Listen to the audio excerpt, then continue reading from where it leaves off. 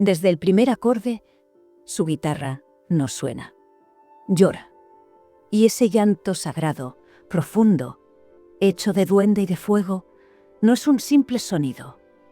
Es un eco que nace en la sangre y arde en las venas de un linaje eterno. Aquel niño que una tarde cualquiera, en Almería, recibió una guitarra entre sus pequeñas manos, jamás imaginó que acabaría tocando para el mundo entero, ni que tiempo después le llamarían el sucesor natural de Paco de Lucía. Y sin embargo, así fue. Detrás del nombre de Niño Josell se esconde la historia de un hombre que desafió la tradición, rompió las barreras del flamenco más puro y se atrevió a cruzar el océano armónico que separa dos mundos opuestos, el flamenco y el jazz. Hoy te contaré la historia del hombre que tocó el alma del flamenco y le arrancó lágrimas de jazz. Quédate, porque esto no es solo música. Es una vida marcada por la genialidad, el dolor. ¿Qué te parece el Niño Josell como artista? Comparte tu opinión en los comentarios y participa en el debate. No olvides suscribirte para recibir nuestros videos diarios. Juan José Heredia, nacido en 1974, en el corazón caluroso de Almería, no era un niño cualquiera. Era hijo, nieto y bisnieto de guitarristas. Gitano de cuna, su herencia no fue una elección, sino un destino sellado entre compases de bulería y acordes rasgueados con pasión. A los 6 años, mientras otros niños aprendían a leer, Josell ya empezaba a dialogar con las cuerdas como si de un idioma sagrado se tratase. Su padre, tocador también, fue su primer maestro. Y desde entonces, cada día fue un rito. Cada madrugada, un ensayo. Cada caricia a la guitarra, un paso más hacia una meta que ni siquiera él imaginaba. A los 8 años ya estaba sobre un tablao. La escena era pequeña, casi íntima, pero ahí estaba ese niño con cara de pícaro y manos que hablaban de siglos de música. En aquellos primeros años absorbió todo lo que pudo de los viejos maestros. Se empapó del estilo de Niño Ricardo. Se maravilló con la fiereza de Sabicas. Se quebró con el alma de la Terremoto y con el arte irrepetible de Carmen Amaya. Su talento crecía como un volcán dormido, silencioso por fuera, ardiente por dentro. Pero lo que estaba por venir iba a cambiar su vida para siempre. En 1995, con apenas 21 años, publicó su primer disco, Calle Ancha, grabado en Francia. Aquello fue mucho más que un debut, fue una declaración de intenciones. Niño Josell no solo era un heredero legítimo del flamenco, sino que también comenzaba a mostrar una inquietud que lo diferenciaba de los demás. Había en él una necesidad constante de buscar algo más, de expandirse, de romper los límites de lo establecido. Era como si la guitarra le susurrara desde dentro: esto no termina aquí. Un año después, en 1996, ganó el concurso de jóvenes intérpretes de la Bienal de Flamenco de Sevilla. Ese premio lo consolidó como una promesa firme, una voz joven dentro del flamenco tradicional. Pero mientras muchos otros habrían decidido quedarse ahí, anclados a la pureza del cante y del toque más ortodoxo, Josell hizo lo impensable. Miró hacia afuera. Madrid se convirtió en su hogar adoptivo. Era el lugar donde todo pasaba, donde las fusiones y los experimentos florecían, donde las guitarras hablaban con saxofones y las palmas se mezclaban con el contrabajo. Allí conoció a Javier Limón y a Fernando Trueba, dos mentes abiertas que supieron leer en él esa ambición artística tan poco común. El ambiente era eufórico, chispeante, cargado de energía. Los tablaos de la calle Echegaray hervían. El flamenco se mezclaba con la vida misma, con la noche, con los encuentros inesperados. Fue allí, en medio de aquel torbellino creativo, donde conoció también al trompetista Jerry González, con quien formaría parte del proyecto Los Piratas del Flamenco, una locura que rompía con todo lo establecido. Pero lo que nadie podía prever era que esa misma etapa lo empujaría hacia el jazz, hacia un mundo completamente distinto que cambiaría para siempre su relación con la música. Fue en esa época cuando escuchó por primera vez el piano de Bill Evans. Y lo que ocurrió entonces no fue una simple inspiración, fue una epifanía. «¿Qué es esa música tan bonita?», preguntó, casi con lágrimas en los ojos. Aquella pregunta marcó el comienzo de una obsesión. Se encerró durante meses, devorando cada nota de Evans, estudiando cada progresión, cada pausa, cada armonía como si fueran escrituras sagradas. Hablaba con la fotografía del pianista, le pedía consejo, lloraba de frustración cuando no conseguía replicar su sonido en la guitarra. Y, aún así, seguía. No dormía, no comía, solo vivía para aprender. Le hablaba a la foto. «Venga, maestro, a ver qué hacemos», contaría más tarde. Durante semanas completas se estancaba en apenas 2 notas, tratando de que su guitarra sonara como el piano de aquel genio del jazz. Muchos habrían abandonado, pero Josele no. Él persistió, como un alquimista empeñado en encontrar la fórmula perfecta, y lo logró. El resultado de esa travesía espiritual fue el álbum Paz, lanzado en 2006, una obra monumental que logró lo impensable: hermanar el flamenco y el jazz en una simbiosis mágica, suave, elegante y sobre todo auténtica. No era una fusión forzada, no era un experimento caprichoso, era un homenaje profundo, una carta de amor escrita con las cuerdas de una guitarra que había aprendido a llorar como un piano. Y con este trabajo, Niño Josele cruzó una frontera invisible. Ya no era solo un guitarrista flamenco, era un visionario, un artista capaz de construir puentes entre culturas, entre estilos, entre generaciones. Un hombre que, sin traicionar sus raíces, se atrevía a mirar más allá del horizonte, a caminar por ese terreno incierto donde pocos se atreven a pisar. Con Paz, Niño Josele no solo consiguió el reconocimiento de la crítica internacional, sino que también despertó cierta incomodidad en los sectores más conservadores del flamenco. Los puristas lo miraban con recelo, algunos con abierta desconfianza. ¿Qué hacía un guitarrista gitano, de una estirpe flamenca tan pura, tocando jazz? ¿Por qué rendir tributo a un pianista americano en lugar de seguir el camino de los grandes maestros del toque? Pero Josele ya no podía mirar atrás. Había abierto una puerta que no se cerraría jamás.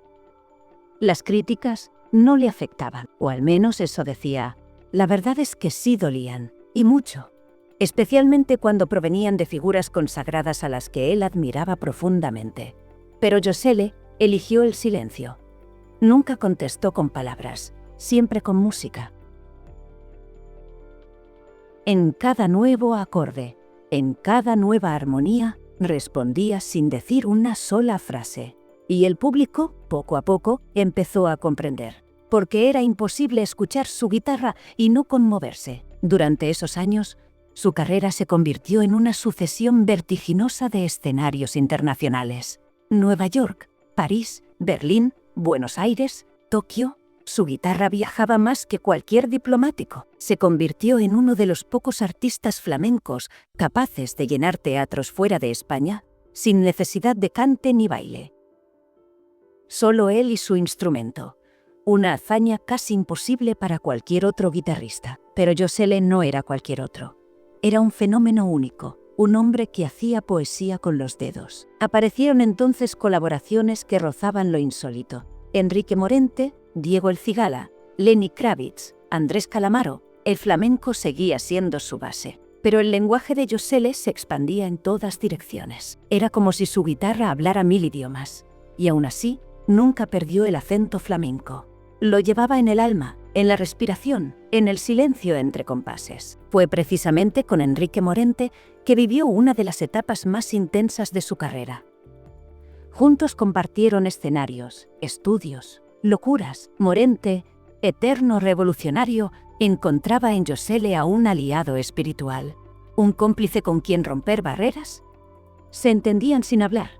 Bastaba un gesto, una mirada, un toque, pero aquella comunión artística se rompió de forma abrupta cuando Morente murió en 2010. La noticia devastó a Josele. Se encerró durante días, no respondía llamadas, ni siquiera tocaba, como si su guitarra hubiera enmudecido de duelo. Aquel fue uno de los momentos más oscuros de su vida. El peso de la pérdida se sumó al agotamiento físico y emocional de tantos años de giras, proyectos, grabaciones y exigencia constante. La presión por mantenerse en la cima, por no decepcionar, por superar siempre su anterior obra, comenzó a pasarle factura. El insomnio se convirtió en rutina. Las giras ya no eran aventuras, sino cárceles de horarios y aeropuertos. Y lo más duro, su guitarra ya no le traía alegría, sino angustia. Durante un tiempo pensó en parar. en alejarse, en desaparecer del foco y vivir en silencio, como tantos otros genios que, en un momento dado, decidieron cerrar la puerta para siempre. No era solo un agotamiento físico, era un dolor espiritual. Se sentía atrapado por su propio talento, por la imagen de niño Josele que el mundo esperaba ver cada vez que subía al escenario. Pero justo cuando parecía que iba a rendirse, ocurrió algo inesperado.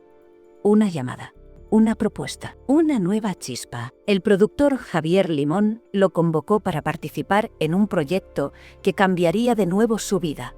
La película Blanco y Negro, dirigida por Fernando Trueba, donde Josele pondría la banda sonora junto a otros grandes del flamenco y el flamenco jazz. Aquello fue como respirar de nuevo, volver al estudio, componer con libertad, tocar sin expectativas. Fue un bálsamo, y con ese nuevo impulso, Niño Josele resurgió. Pero la calma no duraría mucho. Los medios empezaron a escarbar en su vida personal. Había rumores, susurros, que si estaba distanciado de su familia, que si había tenido problemas económicos, que si su salud mental no era la mejor. Nada confirmado, nada claro. Solo fragmentos, murmullos, titulares sensacionalistas. Él, fiel a su estilo, nunca respondió. Solo tocaba. Y eso, al fin y al cabo, era lo único que importaba. En 2011 lanzó Española, un disco donde volvía a conectar con la tradición. Muchos lo vieron como una especie de reconciliación con sus raíces. Pero no era eso. Josele nunca había abandonado el flamenco. Simplemente había ampliado el mapa. Y en ese mapa cabía todo. Desde un fandango hasta una pieza de Chopin. Lo que sí quedó claro con Española fue que Josele seguía siendo un gigante. Que incluso en sus momentos de duda, seguía teniendo una voz propia, única, irrepetible. Su manera de acariciar las cuerdas, de hacerlas respirar, de convertir el silencio en música, seguía conmoviendo al mundo entero. Porque Niño Josele no solo tocaba la guitarra, la transformaba en un espejo del alma. El niño se había convertido en hombre. Y su guitarra ya no era solo una compañera de viaje, sino el único refugio real en un mundo que muchas veces le resultaba ajeno. En la superficie todo parecía perfecto. Reconocimiento internacional, discos aclamados, colaboraciones con grandes artistas, una posición privilegiada en la élite del flamenco contemporáneo. Pero por dentro, Josele libraba una batalla silenciosa, una lucha que no se gana con aplausos ni premios, porque el éxito, cuando pesa, puede ser una cadena tan cruel como la derrota. Mientras el público seguía aplaudiendo su genio, él comenzaba a aislarse. Lo que antes era pasión desbordante, ahora era una exigencia sin tregua. Cada nueva composición debía superar a la anterior. Cada concierto debía ser memorable. Cada nota perfecta. Aquella búsqueda incansable de la belleza absoluta se convirtió, poco a poco, en una trampa emocional. La perfección se volvió enemiga de la espontaneidad. Y cuando eso pasa, el arte empieza a doler. Fue durante esta etapa que Niño Josele cayó en una especie de letargo emocional. Las giras seguían, los discos también, pero su alma estaba cansada. Decía sí a todo, a veces por compromiso, otras por miedo. Temía decepcionar, temía ser olvidado, temía no estar a la altura del mito que habían construido en torno a su nombre. Y lo peor, empezó a dudar de sí mismo. Por fuera seguía siendo ese artista elegante, sereno, de sonrisa discreta y mirada profunda, pero por dentro sentía que algo se le escapaba entre los dedos. La industria del flamenco, que tantas veces le había aclamado, ahora lo miraba con una mezcla de admiración y recelo, porque Josele ya no respondía a las etiquetas. No era el guitarrista tradicional, ni el innovador salvaje, era simplemente un hombre que buscaba ser libre en un mundo que castiga la libertad. En 2014 lanzó El mar de mi ventana, un trabajo más íntimo, más melódico, donde dejaba atrás las grandes declaraciones artísticas para refugiarse en algo más personal. Era un disco cálido, reflexivo, casi nostálgico, pero a pesar de su belleza, no tuvo el impacto esperado.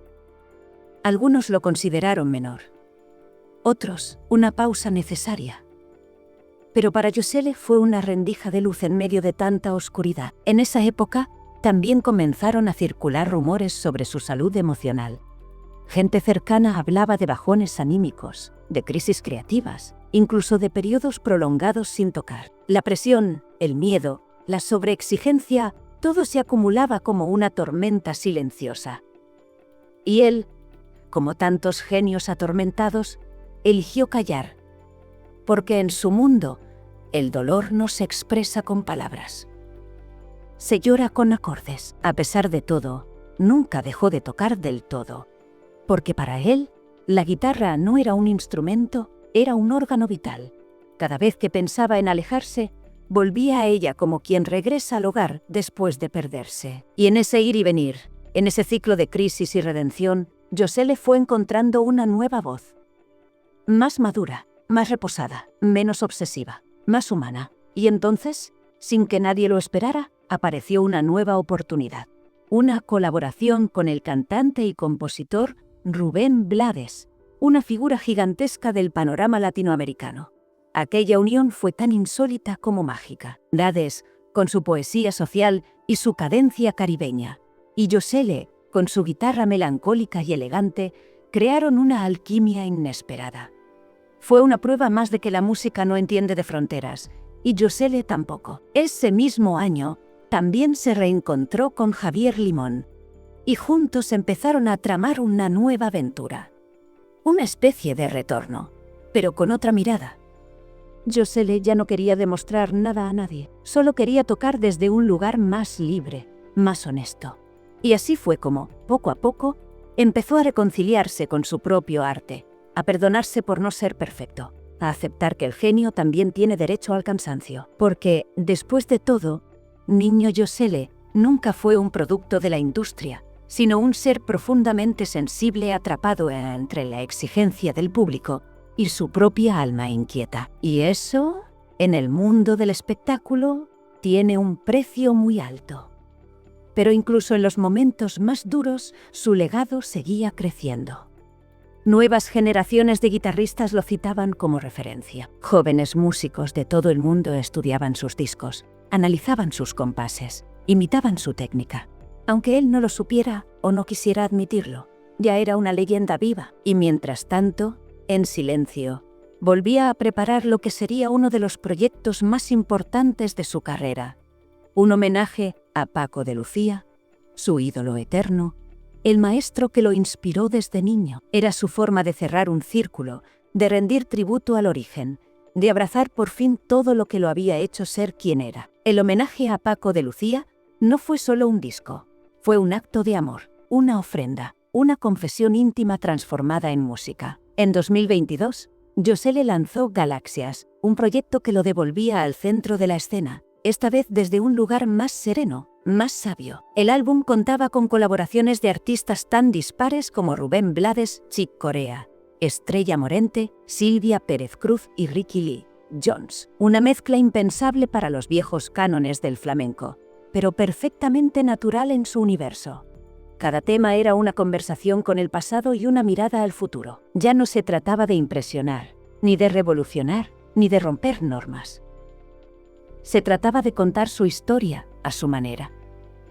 Y en esa madurez musical, Josele encontró algo que llevaba años buscando: paz. La crítica se rindió una vez más, pero esta vez no lo encumbraron como el niño prodigio ni como el innovador radical. Ahora lo llamaban como lo que realmente era, uno de los grandes. Un maestro, un artista que había sobrevivido a sí mismo y a las expectativas de un mundo que siempre exige más. Y lo había hecho sin traicionar su esencia.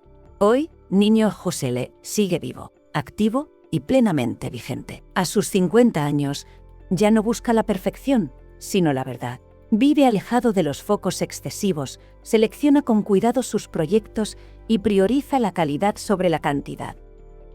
Se ha convertido en un referente absoluto, no solo para guitarristas flamencos, sino para músicos de todas las disciplinas. Su figura es respetada dentro y fuera de España, y su música se estudia en conservatorios y universidades de todo el mundo. Su legado está asegurado, porque no solo ha demostrado ser un virtuoso de la guitarra, Ha sido un puente entre mundos, un embajador de la emoción, un alquimista que logró fundir el duende con el swing sin perder la identidad. Y eso, en un universo donde la pureza se defiende con cuchillo, es una hazaña épica.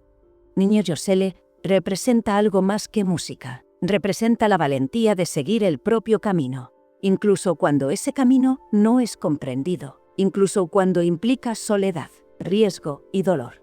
Ha conocido el aplauso atronador y también el silencio angustioso. Ha estado en la cima y ha rozado el abismo.